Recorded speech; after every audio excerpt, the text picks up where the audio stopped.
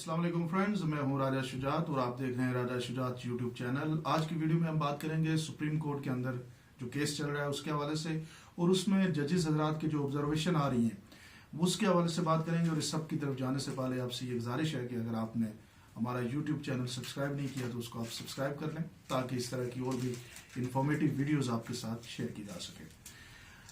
अब इस सारे प्रोसेस को समझते हैं कि सुप्रीम कोर्ट के अंदर जो केस चल रहा है, जो आर्टिकल 63A का है, इसमें बड़ी ज़बरदस्त ऑब्जर्वेशन जजेस साहिबान की तरफ से आ रही हैं। जो फुल बेंच है वो ये समझता है कि आप एक जमात से अगर वोट देते हैं और आप अचानक आपका ज़मीर जब कहीं मुश्किल आती है तो जाग जाता है, और जब ज़मीर जागता है तो बाद में जब पता लगता है तो वो ज़मीर जागा था या किसी सीट के लालच में, टिकट के लालच में, या आपने फाइनेंशियल बेनिफिट्स लिए हों इस वजह से।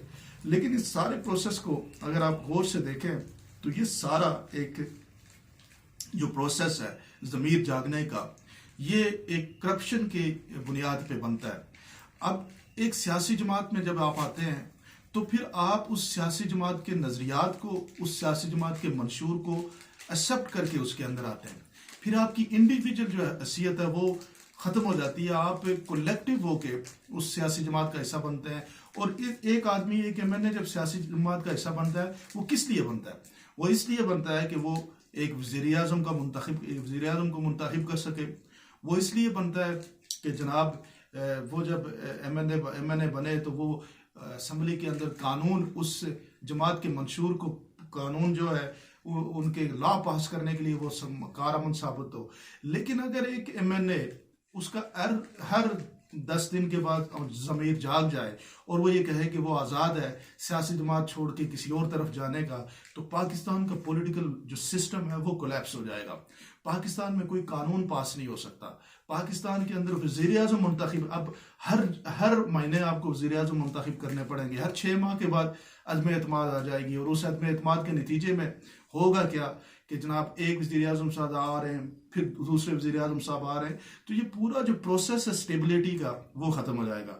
मुझे ये लगता है कि सुप्रीम कोर्ट इन सारे पॉइंट्स को देख रही है और उनका जो मुस्तकबिल में डिसीजन भी आएगा कि आप अगर जब सियासी जमात में शामिल हो जाते हैं तो आपकी इंडिविजुअल हैसियत ख़त्म हो जाती है और आपको सियासी जमात के मंशूर और उसके विजन के मुताबिक वो जो टेन्योर है 5 साल का वो गुजारना होता है। और अगर आप समझते हैं कि इस 5 साल में इस सियासी जमात ने आपके मंशूर के मुताबिक, आपके ज़मीर के मुताबिक फैसले नहीं किए, तो 5 साल के बाद आप उस जमात को छोड़ के किसी और जमात में जा सकते हैं और किसी और जमात के टिकट पे इलेक्शन लड़ सकते हैं, आज़ाद उम्मीदवार इलेक्शन लड़ सकते हैं।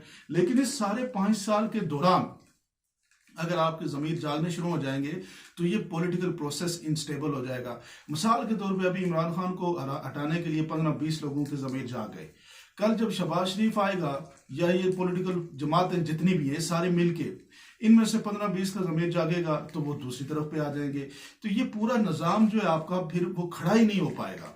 तो मुझे लगता है कि जो सुप्रीम कोर्ट की अब तक की ऑब्जर्वेशन है उनके मुताबिक आप सियासी तौर पे सियासी जमात के एमएनए बन के किसी जमात का टिकट लेके आप उसके मंशूर के ऊपर आके आप फिर पाबंद हैं कि अगर आप जीत जाते हैं तो आप उस जमात के रिप्रेजेंटेटिव हैं और जब तक उस जमात की हुकूमत है आपको फिर उसी जमात के जो कानून है, उसी जमात के जो काम काज हैं 5 साल में एज अ हुक्मरान जमात वो आपको फॉलो करने पड़ेंगे।